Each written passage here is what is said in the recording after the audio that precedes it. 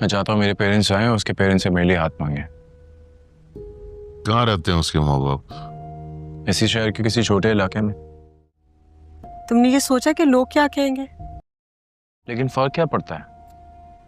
वो अभी वहां रहती है ना, शादी के बाद तो यहाँ हमारे साथ हमारे घर पे रहेगी। जिंदगी भर का फैसला है, ये जज्बात पे नहीं बुनियाद होती, रियलिटी और सच्चाई पे। और सच्चाई क्या है बेटा? वो हमारे मयार के नहीं है। हम भी कभी लोअर मिडिल क्लास थे, लेकिन अब हमारी क्लास चेंज हो चुकी है। आप दोनों की खुशी की खातिर मैं पिया को छोड़ दूंगा, लेकिन उसके बाद इस घर में मेरी शादी का जिक्र नहीं होगा। फैसला आपके हाथ में है। आपके पास आजकल किसी गैराज या वर्कशॉप के सिलसिले में कोई केस आया हुआ है? हाँ, एक नाजायज कब्जे के खिलाफ दरखास्त तो लगाई है किसी पार्टी ने। तुम्हें किसने बताया है? वो शबाना है ना, सोशल वर्कर, एनजीओ वाली, वो जिक्र कर रही थी कि लैंड माफिया वाले किसी गरीब क्लाइंट के वर्कशॉप पर नाजायज कब्जे के सिलसिले में उसको धमका रहे हैं। उसने एप्लीकेशन दी है आपके पास स्टे के लिए। शहरयार प्लीज आप इस केस को पर्सनली डील कर सकते हैं। वो अपने स्टाफ से कहता हूँ कि इस मामले की अच्छी तरह से जांच पड़ताल करके देख लें और फिर मुझे इन्फॉर्म करें, अपडेट करें, ठीक है?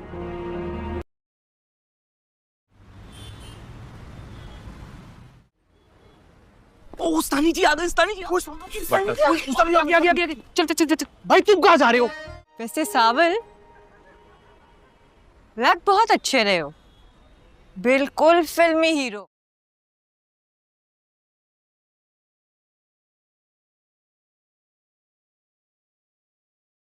तो भाई मेरे कानों ने खुद सुना है, और इस हीरो वाली बात पे तो मिठाई बनती है।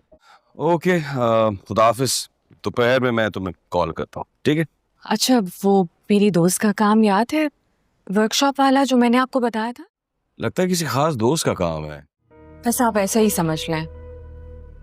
उस दोस्त ने पहले कभी कोई काम कहा भी नहीं। हाँ प्लीज देखिएगा, अगर आप कुछ कर सकें उसके लिए तो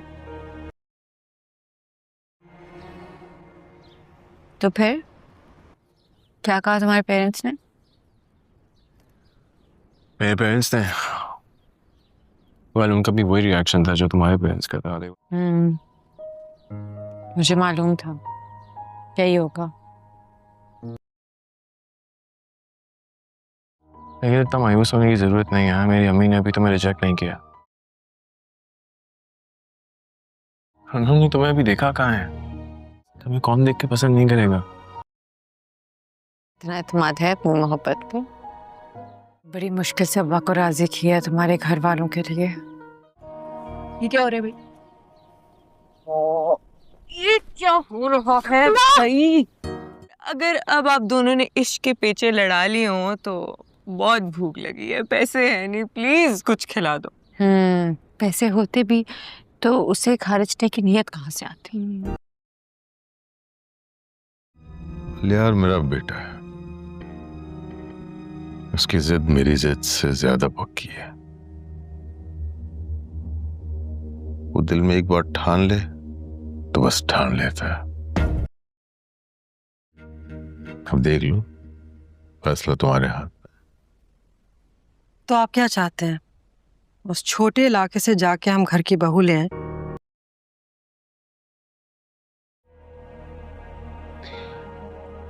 लेकिन लड़की को देखे बगैर ठुकराने की कोई माकूल वजह भी तो नहीं है हमारे पास।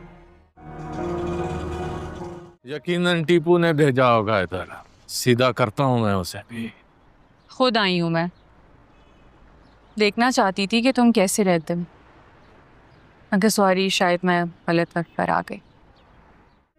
मोहब्बत और बेवफाई इंसान को सब कुछ सिखा देती है। तुम हमेशा ऐसी जली कटी बातें करते हो या मुझे देखकर तुम्हारा दिल कुड़ने लगता हो?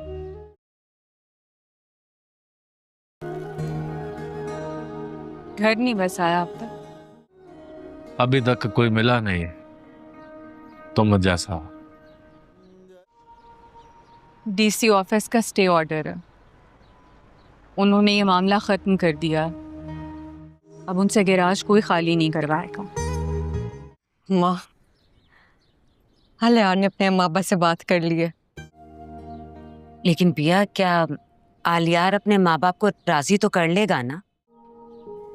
फिक्र ना करें अम्मा, आलिया ने मुझसे वादा किए। शहरयार ऐसे केसेस को मेरिट पे देखते हैं, जिसकी सिफारिश तुमने की थी वो ही हकदार था। कभी कभी तुमसे बात तो कर सकती हूँ ना साबिर। शहरयार बहुत अच्छे इंसान है, उन्होंने मुझे जिंदगी का हर सुख दिया। खालीपन है जो मेरे अंदर हमेशा बाकी रहा है। स्टे ऑर्डरों से बेहतर तो वो कबाड़िए निकले जिन्हें स्टे तो मिल गया।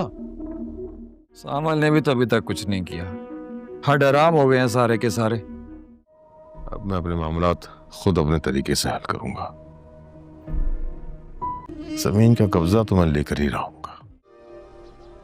डीसी साहब की अदालत ने स्टे ऑर्डर दे दिया है असलम साहब के हक में। अब उनके गैरेज से उनको कोई बेदखल नहीं कर सकता। या अल्लाह, तेरा शुक्र है। सावल बेटा, मैं किस तरह से तुम्हारा शुक्र अदा करूं? सावल भाई की किसी ने भी इतनी बार बेइज्जती नहीं की जितनी असलम साहब कर चुके हैं। वो तो आपकी वजह से चुप हैं, वरना आप जानती नहीं कि भाई क्या चीज़ है। जानती हूँ, इसीलिए सावल से बात करना चाह रही थी, उससे माफ़ी मांगना चाहती हूँ। आपसे मोहब्बत की वजह से सावल भाई इतनी बेइज्जती बर्दाश्त कर रहे हैं। तुम क्या कह रहे हो? मुझे कुछ समझ नहीं आ रही। मैं तो पिया जी, ये सच है।